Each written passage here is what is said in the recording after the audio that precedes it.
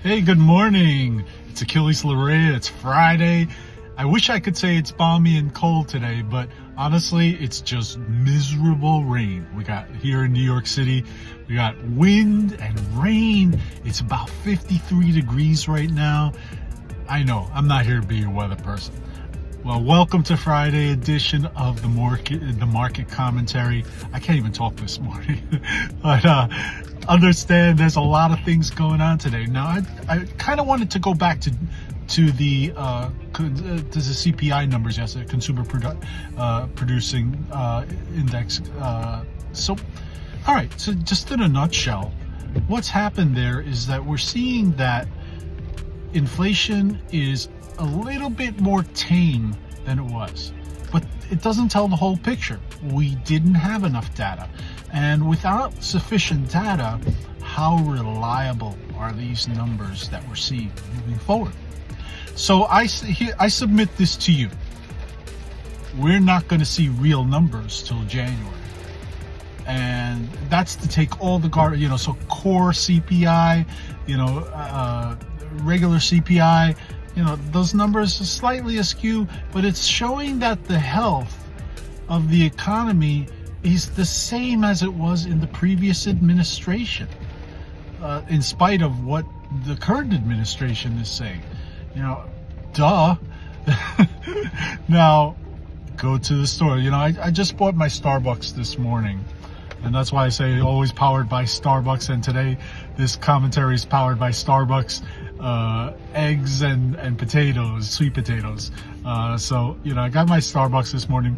This is called a cortado. All right, a cortado I picked up in Miami is like a shot of espresso, sugar, brown sugar, some other ingredients, and a whipped broth. What I do here is that I'll get a decaf, or I might put a slight bit of a caffeine, like a shot, and then I'll do it with almond milk as a froth almond milk. Why is this important? I know. Coffee is up more than 41%. There's a saying, hey, don't tell me it's raining when someone behind me is dumping water on my back. Okay, I'll leave it at that. So we have today futures expirations. All right, used to be known as a triple witching hour, but now it's 4 different types of options are starting to expire. That means if you're holding a position in options right now, you really need to close it out. Most people think that options expire worthless, and they do.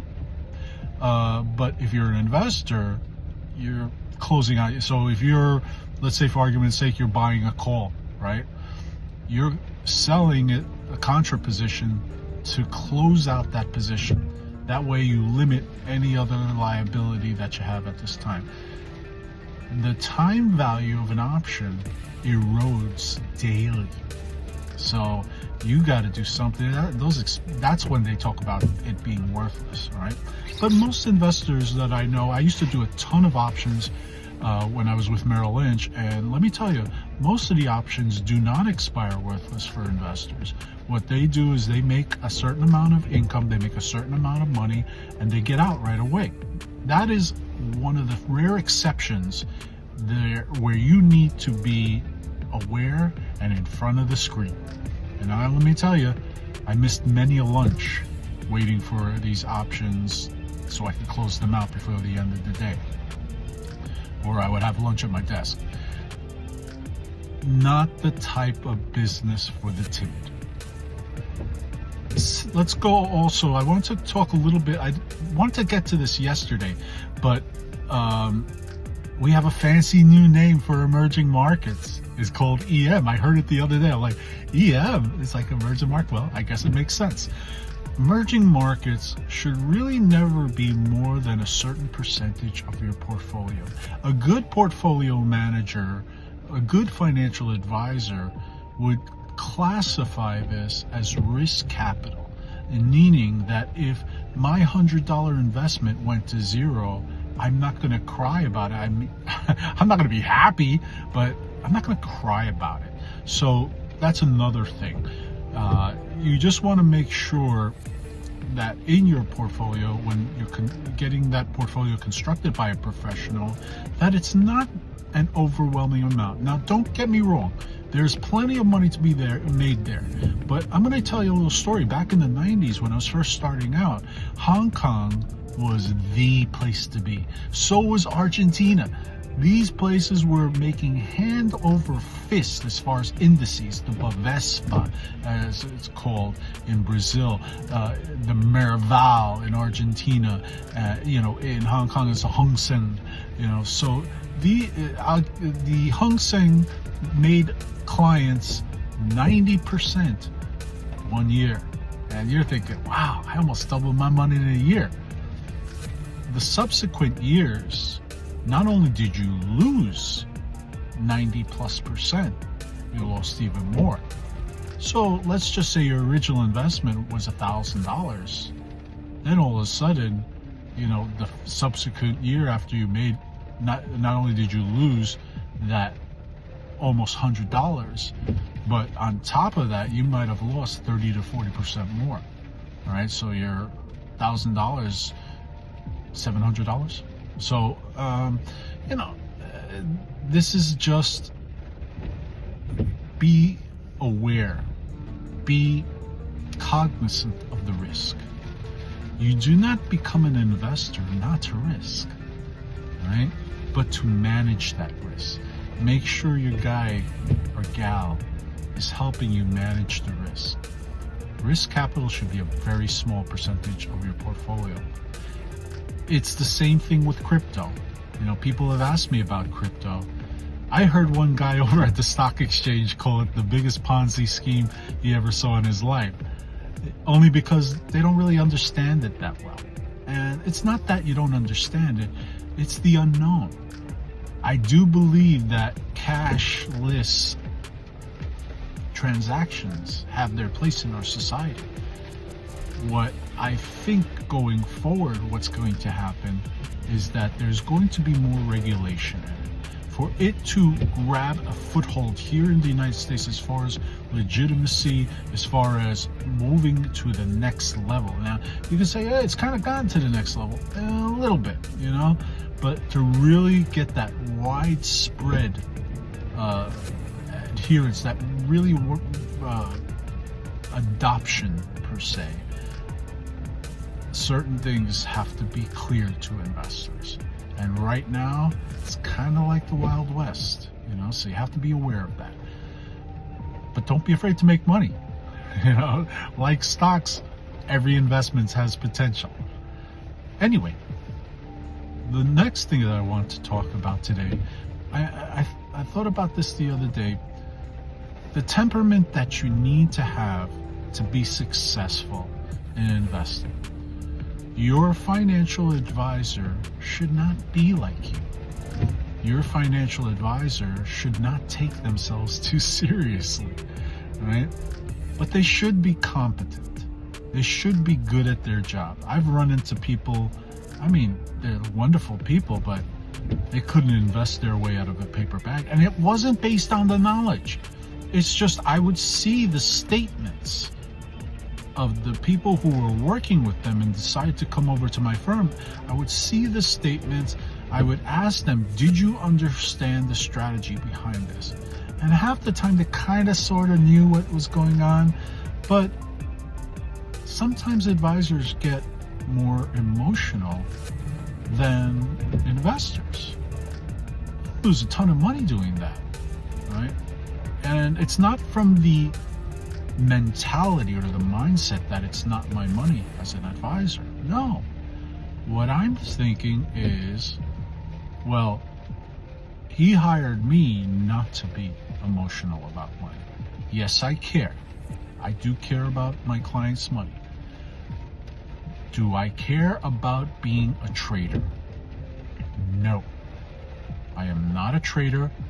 I am a long-term investor, safeguarding the assets of my clients, making sure it's not just about the market, making sure that they, in all aspects, of their financial lives are taken care of, that I am their fiercest, I'll repeat it, fiercest advocate. And that makes for a good advisor, in my opinion. But it's just my opinion. Lastly, today, I wanted to talk a little bit about portfolio performance. S&P is up 15% this year. And a lot of times people confuse performance for intelligence, right? Don't get too intelligent when it comes to the market. For years, Fidelity, Schwab, all these discount brokers were telling you you didn't need an advisor.